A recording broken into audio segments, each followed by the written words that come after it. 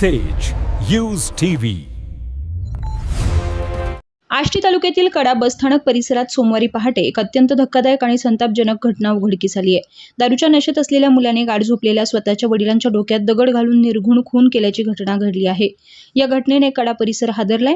या घटनेत अनिल सजना मुळेकर वय वर्ष 50 यांचा जागीच मृत्यू झाला असून किरण मुळेकर वय वर्ष 19 असं आरोपी मुलाचं नाव आहे। घटनेनंतर आरोपी फरार झाला असून पोलिसांकडून त्याचा शोध सुरू आहे।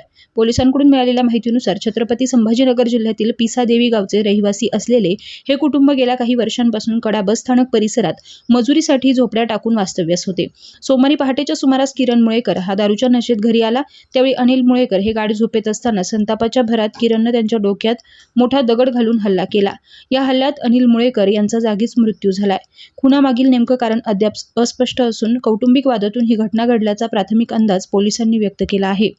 घटनेची माहिती मिळताच पोलीस निरीक्षक शरद भुतेकर, सहाय्यक पोलीस निरीक्षक विजय नरवाडे यांच्यासह पोलीस पथक घटनास्थळी दाखल झाले।